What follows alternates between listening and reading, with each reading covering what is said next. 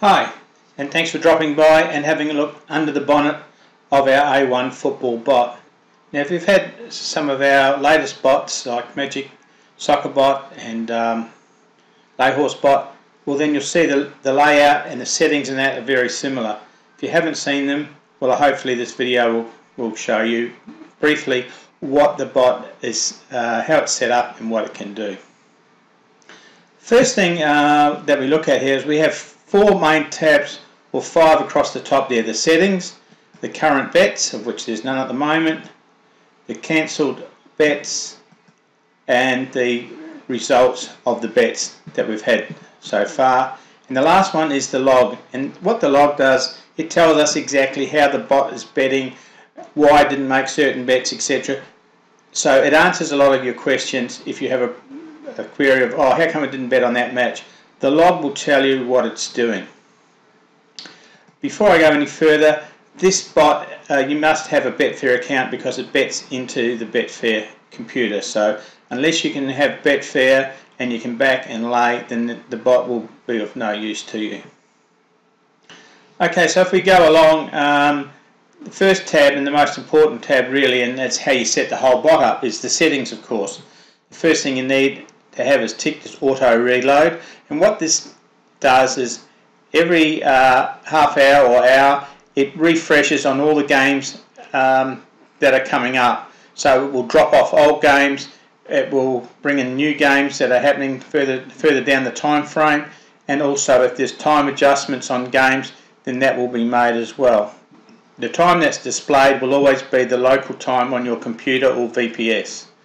Okay, so we have reload lay 1, reload lay 2, you don't need to touch. If you've got auto reload done there, then these ones don't need to be clicked on. Then we have two options. This bot bets two options. It bets the correct score and the matched odds. And if we just go over here and have a look, we have here the correct score. So we have all the settings that we can use in correct score, and we'll go into them in a minute. And we have matched odds and all the options that are available for matched odds. But over here, back on the left hand side, is we have these all the games or matches that will be in the correct score market, and this is all the ones for the matched odds markets.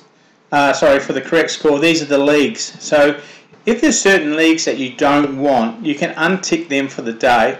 But if you untick any leagues here, you need to untick auto reload, because otherwise it will reload the ones that you've unticked. So say for example you didn't want to bet in the Indian League, Indonesia or that, you would untick these, and you could do them for like the correct score market or over here in the matched odds market. So the first tab tells you the matches, the second tab tells you the leagues, and then again for matched odds and the matched odds leagues.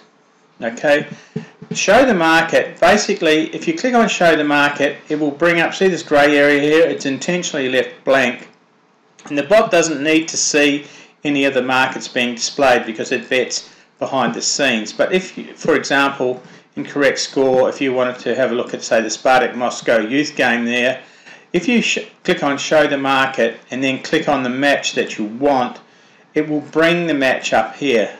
The problem by doing this though is you can see the API requests increases dramatically. You can see it's looking at 28 calls per second back to Betfair. Now we don't need these, so we always have the market unticked.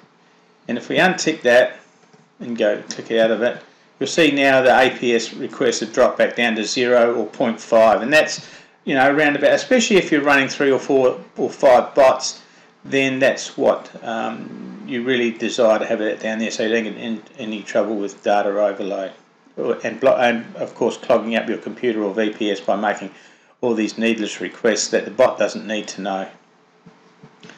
Okay, so that's what that does, show the market, so you don't need to tick that. The green button takes you to the online manual for not only this bot but all our other bots as well. Okay, and then if we come over further, commission. Now you put the commission rate that Betfair is charging you, so the standard rate is 5% on sports. These ones you can't do, and this one here, profit lay 1 and profit lay 2. This is just telling us what the profit for each of these tabs are at any given time. So the next thing we move to is the all-important area here. This is where we make our settings in this pink area here. This is our settings that the bot will bet to. So at the moment I've got this one set to, in the correct score market, the favourite score line is the one that I'm going to bet. Now, the bot won't bet every favourite score line for every match. These are the restrictions below that the bot will bet to. So at the moment I've got it fairly open. I've got it from minimum price is 1 right up to a maximum price of 10. So if the game matches within that price range, it will place a bet providing the following parameters are met, and that is a minimum goal ratio. Now, what's the goal ratio? The goal ratio is an index that we have made from all the data that we've collected over the last 5 years of football, and each match has a goal data ratio. This is the higher the goal ratio, obviously means the more goals that are likely to be scored in a game. So a game with a match ratio of 10 should, on past history, have a lot more goals than a game with a goal ratio of 2 or 3. So basically, by putting between 5 and 10, we're expecting in that game quite a few goals to be scored. So by picking the favourite scoreline, generally the favourite scoreline is like 0-1, 1-0, 1-1, 2-0, 0-2, something like that. With it, those 5 or 6 scorelines are generally where the favourite scoreline will be. But we're expecting in the games that qualify for a lot of goals to be scored. So we set our minimum goal at 5 and a maximum at 10. Time to bet. We're looking at, this is all pre-play, so we're looking at betting before the match actually starts, and I've got it at 2 minutes. You can have it at 5 minutes, you can have it wherever you want. But if you're having pre-play, obviously the closer you get to the game, the more money that will be in the game.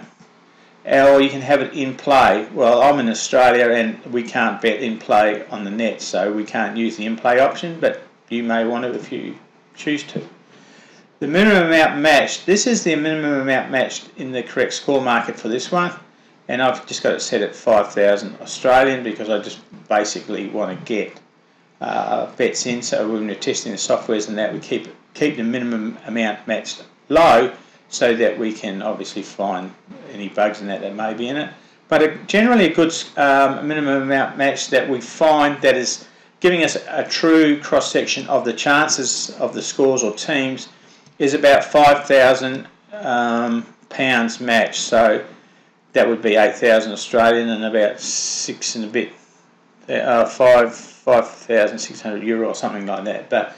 But basically around the 5,000 English pounds is giving us a roughly good indication. If the favourite is the favourite, then that's the bulk of, that's giving us a true indication. And we're not getting a big gap between the back and the lay price. When we bet, obviously we're looking at the lay price here. You don't want a back price of 3 and a lay price of 5 because obviously there's that market is not very firm and you don't want to be in a market like that.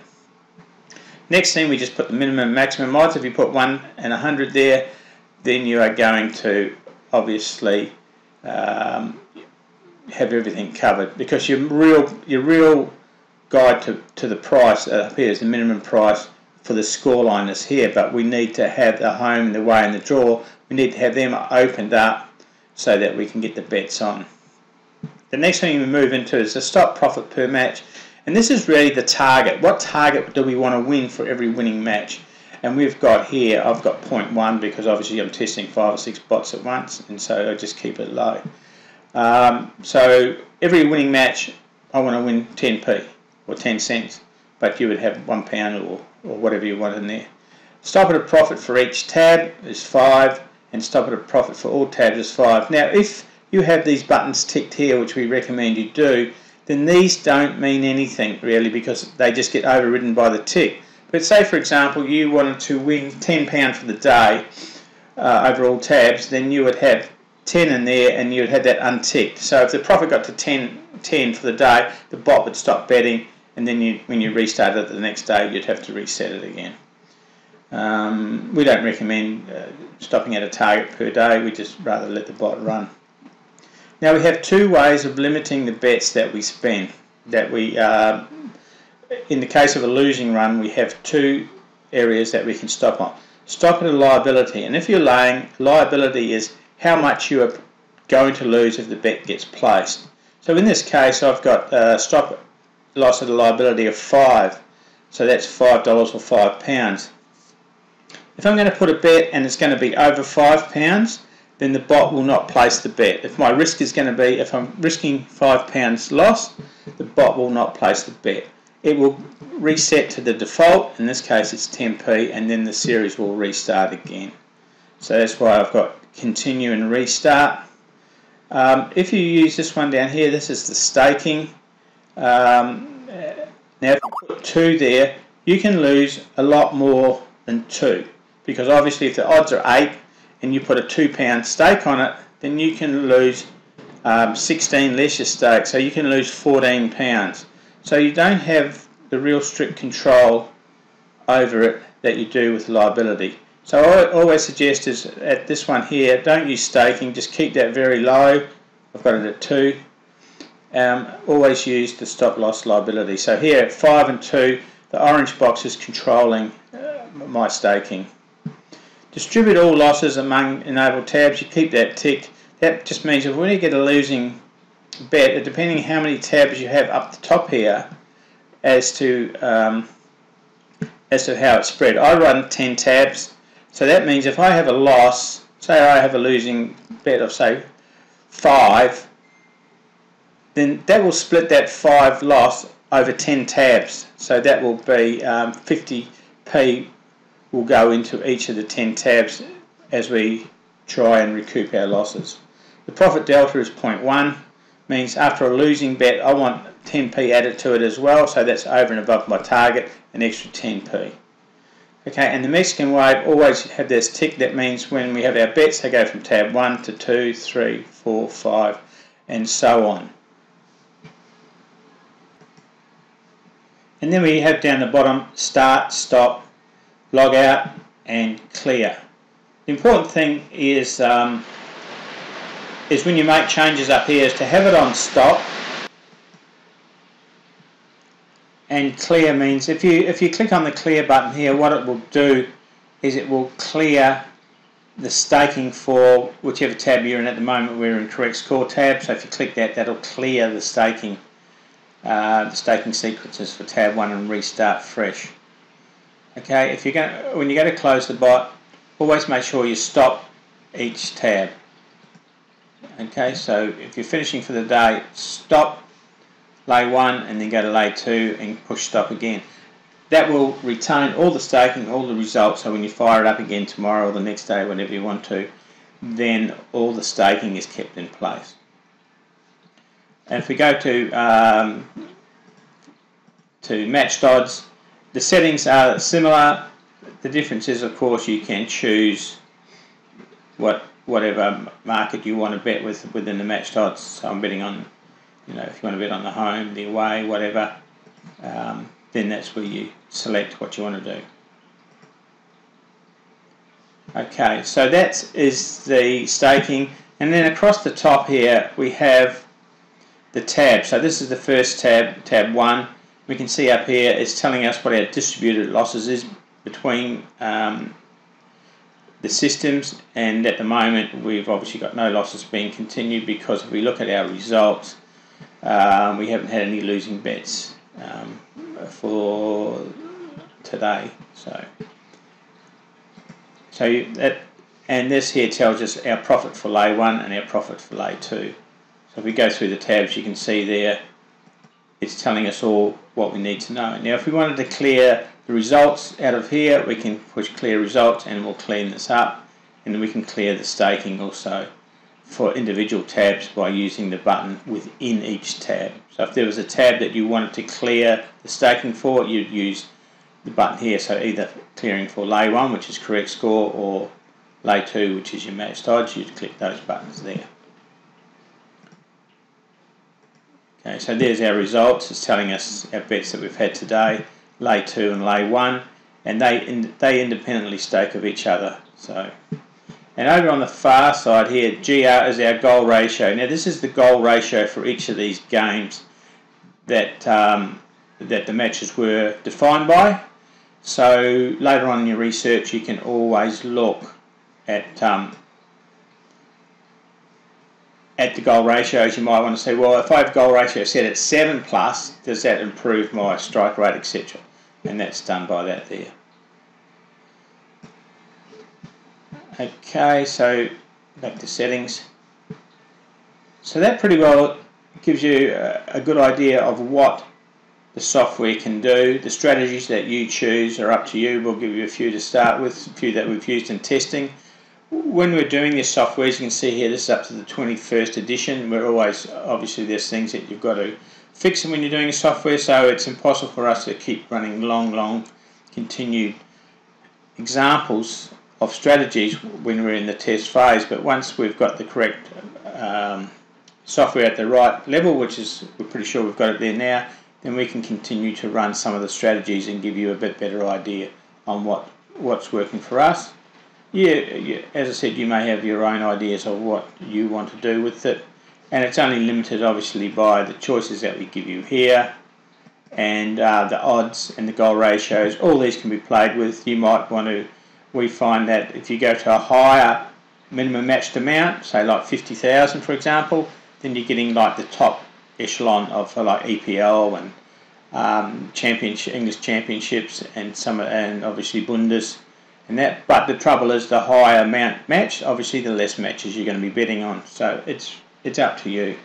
But it is a great way to enjoy the sports betting of football, where you're not having to make the manual choices or put the manual bets on. These are all done automatically into Betfair from the bot. So you can always just click on the current bet, see what bet you've got, follow the game, whether it be on live score or whether it be on TV or however you view your football.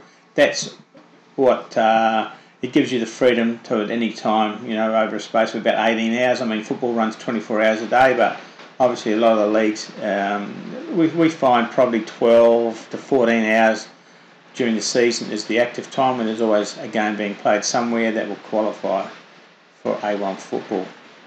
Okay, so on behalf of Michael and our research team, thanks for watching this Under the Bonnet, and we hope that you see a place in your betting for A1 football. Question I always get asked is, can we run A1? Can we run our bots, several of them at the same time? And the answer is yes, you can. You can run on your computer 4, 5, 6 bots. They're all independent of each other. They don't interfere with each other. So if you've already got Magic Soccer or Lay Horse bot, ensure you can run A1 football in conjunction with them on your VPS or on your PC or laptop. You just obviously need a Windows-based VPS or computer to run our bots that run with Betfair. So thanks again for watching this, and we look forward to you joining our happy stable of auto betting bot owners. Thank you.